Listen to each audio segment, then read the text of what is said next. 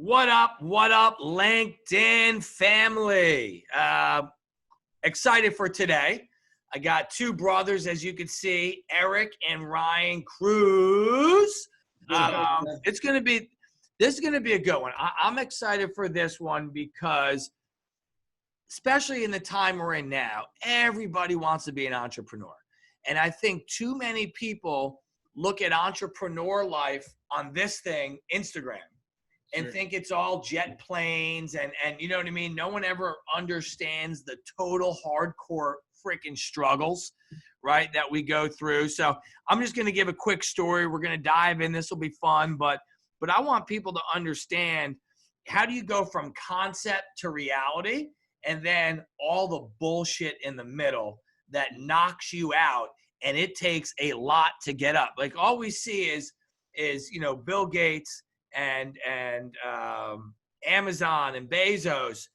If 99% of this world would have given up, but all they do is say, wow, they're so lucky, right? Like, their struggle. Very few people create something that explodes. So I was excited to have you on, but give you guys a quick story. I get a call 2 or 3 years ago. I'm going back and forth to New York, meeting with Gary Vee and these guys, and my brand started picking up, and I kept getting these emails from Eric about, I want to meet with you next time you're here. I want to talk to you about, the shoes I invented. And I'm like, what the fuck? What are you talking about, dude? Shoes. I know what shoes are.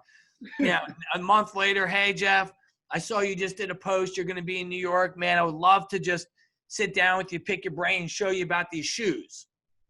I'm like, fine, cool. I'm good. So I still remember I'm up there, cold day. You're at your real job at the time, right? Like, and you're like, all right, I'm going to sneak out of here, get on a bus. I'm going to take it to an hour to a subway, and I'll meet you at the Beekman Hotel, my favorite hotel in all of New York City. So we get there. He comes in, and he's got this black, shiny box, right? You would think he's carrying around, some magical crystal.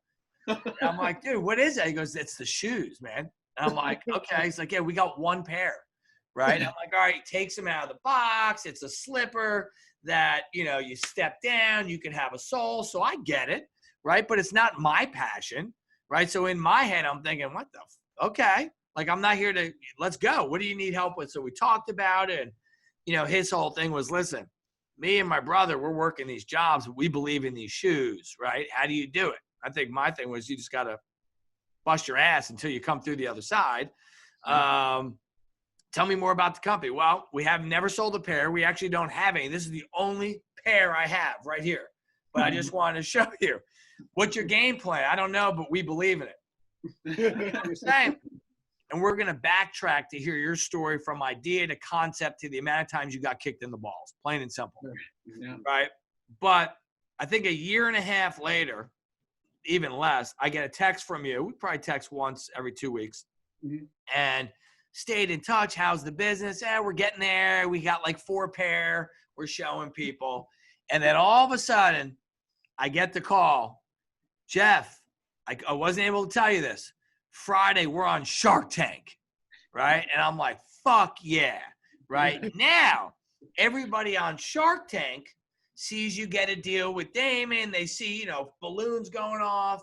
But so now you're so lucky. You are so lucky you were on Shark Tank. You got the shoes that sold 10,000 pair in an hour. You're so fucking lucky. Well, what they don't know is the other 2 years where you worked 3 jobs, took buses all over the place, had to raise $100 at a time to get this shit going. But you're so lucky. Ladies and gentlemen, they ain't fucking lucky. They grinded. They did it. They didn't quit. So anyway, Eric, Ryan, what's up? I would love to hear from both you guys. What went off in your head to say, let's create a pair of slippers inside that you can step down into a sole? By the way, got my pair 2 weeks ago. I think I texted you, wore them right out. Like, it was perfect. Yeah. And my kids saw me pop off the sole. They're like, what the F are you doing? It was perfect. I actually told someone the other day, I said, I got to buy another pair and ship them down to my place in Naples because I'm always looking for a quick, go get them garbage. Boom, put on a pair. Yeah. But Do you have a pair next to you? Of course, yeah. Yeah, grab it. Show us. Talk to us. That's the new secret one we'll talk about for the medical workers. But go ahead. Let's hear it first. But there's a collapsible neoprene heel. So essentially, this material is made out of scuba diving material, really. Once this is fully collapsible, you can then come out of it like you will just through force and application. So you have these like walls here that are dug out. You have these protruding wings on the sides. So the idea is I could run out to the store and then I can pop them off and have slippers inside. Tell me, as two guys, young guys, working, let's say your real job, right? Who sits down and says, yo, I got it, bro. Sneakers that the sole comes off. Yeah, that's a great question. Ryan, back in college at NJIT for a senior thesis project, was tasked with an assignment to essentially reinvent a commodity product. What if we created a product that was as functional as a slide was, but was more like aesthetically pleasing to the eye than a croc? So Ryan needs to reinvent something that's already made. So he's like, all right, I'm going to reinvent the shoe. It was like, I'm going to reinvent the house slipper, like the everyday house slipper. Okay. No attention paid to that, So I was like, how can I make this house slipper the best slipper you've ever owned? And, when we started putting the sneaker, materials on it and making it as comfortable as a sneaker was, but then we're like, the best sneaker. Now, real quick, did you guys actually, for class, like I'm just asking, actually have to show up with it or just dream it up? No. So we were tasked to do that and come for the senior thesis to present the final product. Yeah, and it costs a lot of money. But I mean, it was. There was. I'm thinking, who the hell in college has $3,000 to make a mock pair of fucking shoes for school? Yeah. But I was cutting hair on the side, and whatever money I made, I was putting into my projects. So you were doing that hustle, right? Yeah. It sounds like it's in the blood. You were doing side hustle, crazy work, go to school, just so your project kicks ass. Yeah, we presented it, and he's expecting a great review. I'm expecting a glowing review. I'm ready. Yeah, okay. So you get an A+, right? Great. No, so the teacher's like, man, we don't see a market for this. And I was like, I love it. Gives me a C. I was like, okay, I'll take the C. I'm out. I graduated, so cool. And later on, like a few years, we start seeing like a company in Europe kind of doing something similar, but with like a buckle. But it was still, almost the same concept of a slipper going outside. I was like, oh man, look at it. He actually showed me. He was like, right, look, they're doing. You gotta move. You gotta move. So then it goes from a school project to, shit, we got something. Even though my teacher just laughed at me in my face and said, there's no market for this. You didn't care. You both now have real jobs. Yeah. Right? So what's the hustle of, okay, I got to see guy or girl, whoever it was, teacher, we don't have to call them out, said there's no market for this, right? I would have sent them the Shark Tank clip right to their email. Yeah. And said, okay, thank you. Thank you for giving me the fire to prove you wrong. But anyway, you still have to have money to go build this shit.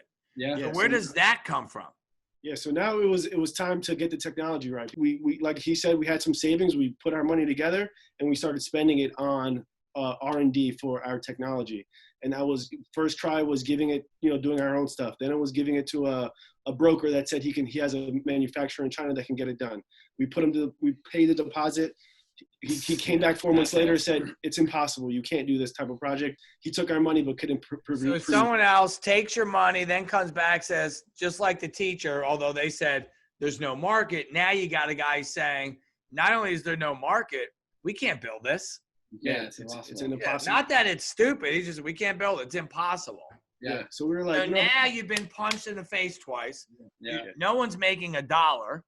So far in your entrepreneurial career, right, we're a year in, and you're getting kicked in the balls just about every 24 hours. Pretty much. But you keep waking up saying, let's go work for free, right? So there's something between the ears that not everyone has. No. Oh, by the way, we spent $25,000. It's been a year. We get kicked in the balls every 24 hours. Why are we getting up again? Yep. And now we're getting older. We want to move out of the parents' house. We want to do our own thing. We want to, take our girls out to eat or whatever. But so you go from the cool guys starting to the old guys living at mom's house, which is like the total opposite. And that's right there the reason why so many people don't have it, because they're not willing to take steps backwards. They're not willing to eat shit for 2 years, right? You know, they're not willing to sacrifice because I'm not giving up my car. No way. I'm not living at home. Hell no, right? I want to go around and chase chicks all day, all right? You know, or girls going to, I need to be at the bar. Meanwhile, you guys are getting hammered because now you've got everyone saying it can't be done. Like real people that do this for a living are telling you no chance, brother. Yeah. But we knew because the DIY prototype that we created in our garage that it was possible. We just weren't attracting the right people to the project. For the first 2 years in, you haven't made $1. No. Still grinding, getting kicked in, getting punched in the face all day, every day, right? But let me guess, you're so lucky because you got on Shark Tank, right? No. Bullshit, I'm lucky. Right? Yeah. Come walk in you guys wouldn't have lasted. You guys would have never given up your young 20s, giving up your car, chasing girls to go to the bar to do what we did, right? Never. Yeah. So you bust your ass. Tell me what it's like when you get the call to say, hey, we want to have you on Shark Tank. Super long process. You know, they contacted us really in like April or May. Yeah, they sent us an email, and then we were like, oh, Shark Tank wants us. Like, yeah, right. This can't be real, you know. So they set up a call, and even till the call, we were thinking it's going to be some type of, you know, telemarketing, like our friends pranking us or something. You know? And they were like, no, we saw your ad. We really like you guys. We want to, you know, show you guys, you know, take you to the next steps. Yeah. If you're interested. So we're like, yeah, of course. Yeah. And then it became like the universe. I don't know, somehow just started connecting itself. Sometimes, dude, I always tell people, I had a podcast type thing yesterday. I said, like, give us some advice. I said, all I can tell you is to keep chopping wood. Yeah. Don't stop. Just like they tell a running back, just keep moving your legs, right? And all of a sudden you see these little guys go in and then they come out the other side. They never stop moving. Right. And the second you stop moving, you're dead, right? So through all this, you just kept fucking moving. Yeah. So it coming together just meant you broke through and it came together, right? Look, there's always a little luck in something, but it's from all the nights not being able to sleep, not being able to go out with your friends, no car, hitchhiking, whatever the fuck it is. That's why it came together. So you go on, and I remember this. I'm watching it at home, right? You're texting me, hey, dude, about to go, you know, it's about to air. I'm like, oh, shit, let me turn it on. And every single person there loved them. Yeah. Right? Yeah. Every single person there, right, had a different idea than your teacher that said no chance. Right. And then, of course, right, you get a deal, right? Yeah. So for at least 5 minutes, you got to be like, thank you. Like, you know what I mean? But you worked for it. But maybe for a couple minutes, you sit back and be like, fuck yes. Thank the Lord. How many pairs did you sell in the next 24 hours? Over 5,000. Isn't that crazy? You start selling, the brand is hot, you're able to, you know, order more colors, and then you do something for charity, which let's talk about and show them real quick. This is our Hero Blue. Essentially, it's a product that's tailored for the healthcare community. It's exactly the same product that we're selling. The only subtle difference is pull tab reads, love recognizes no boundaries. The insole has words closely associated with the medical profession. So it's like hero, community, life, support, love. That's a perfect shoe for someone who works in that field.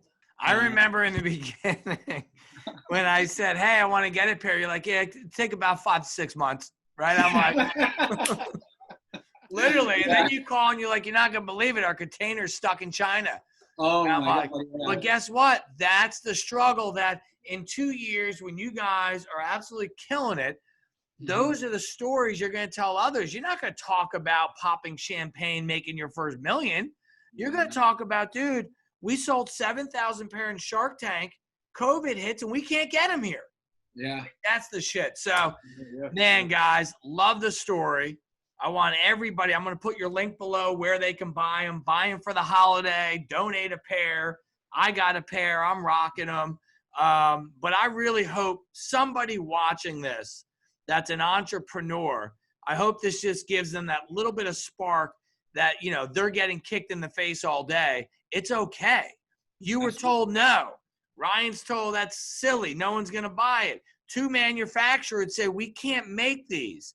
Next thing you know, they're on Shark Tank. They sell 7,000 pair. Shit could happen if you just believe.